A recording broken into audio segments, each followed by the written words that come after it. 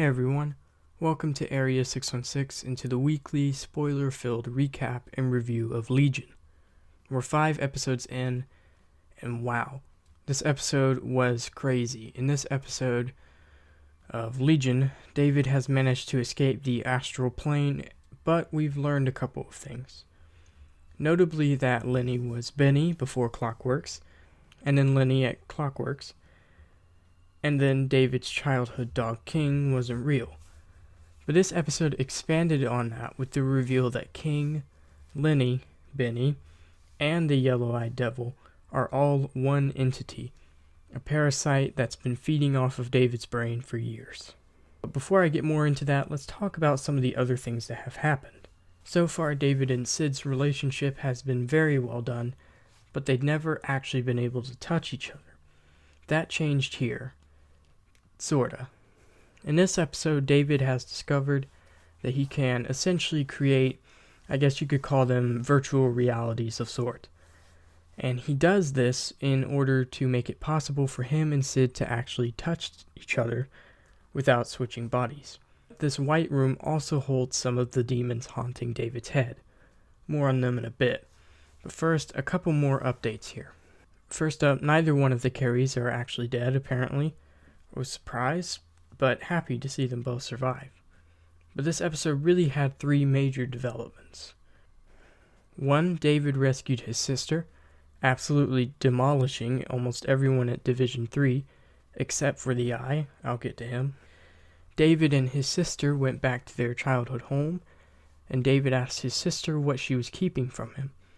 With a little bit of coercion from Lenny, she eventually gave in and revealed that he was actually adopted, and that she didn't know who his actual father was. This is super exciting, as this really opens the door for Professor X to be revealed as his actual father, which would be awesome. In fact, that could be the story for Season 2 if they did one, is David trying to find out who his father is, as I really doubt they'll have enough space to get into all that in the span of 3 episodes. But perhaps the biggest development came with Lenny. I've already mentioned that they're all one parasitic being, but it's been revealed that this being has been altering any and all memories, where David finds out that he is infected or whatever, which is why a lot of his memories were closed off. But it's what this parasite is that's intriguing, because based on what Lenny is wearing and his powers, it seems like this is actually the Shadow King, a classic and awesome X-Men villain. In the comics, he is, quote, a multiversal manifestation of the dark side of the human consciousness, spawned by the first nightmare. Which sounds pretty awesome.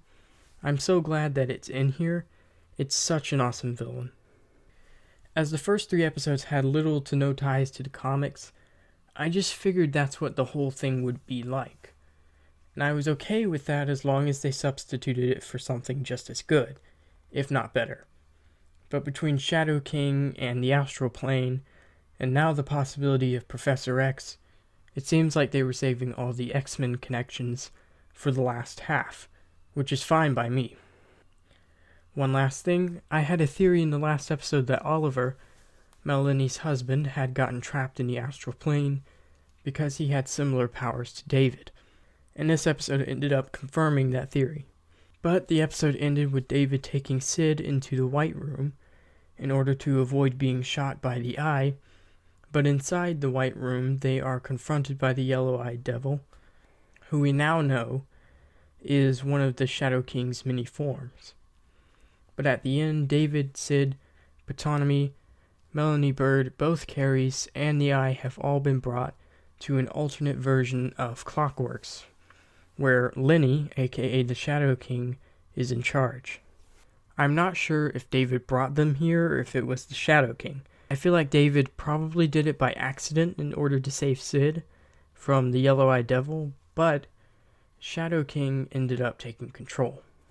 Overall, this episode was just fantastic, as always.